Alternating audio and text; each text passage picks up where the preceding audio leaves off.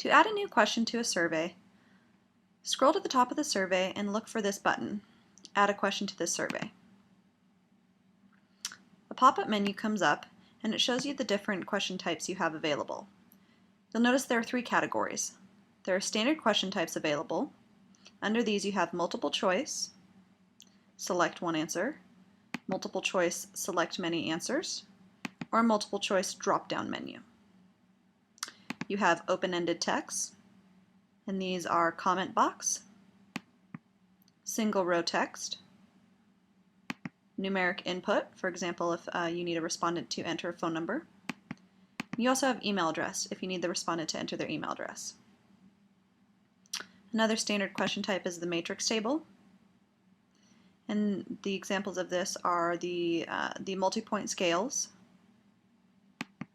the checkbox, and the spreadsheet. You can also add a presentation or a heading. So this is what the presentation text looks like, section heading, or section subheading. Next we have advanced question types. For these you can do a side-by-side matrix or the slider scale.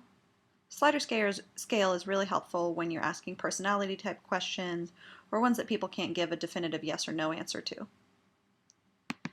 You can use an image or multimedia, so you can upload your own image and ask them to select, for example, their primary credit card and show a picture of a Visa, an American Express, and a MasterCard. You can upload images and have them be able to select many answers, or you can have them rate your images. There are also logic questions available. For example, you can use the randomizer to randomize answers, or you can randomize the order of the list of questions. You can use a data or reference question. For example, if you need the respondent to enter their zip code, then the entry will automatically validate. So if the zip code is 98102, the data validates and pops up Seattle, Washington. You can also use the dynamic lookup table. For example, if they select West as the region, then all the states in the West will pop up. You can give them the option to upload a file. For example, if your survey is actually requesting their resume, for example, you can have them upload the file of your choosing. Or you can use the Net Promoter Score, which is basically customer satisfaction. The last type of question available is the question library, and for example these are for questions that you find yourself using frequently.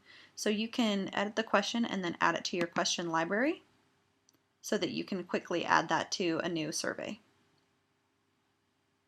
You can also find that question in one of the surveys.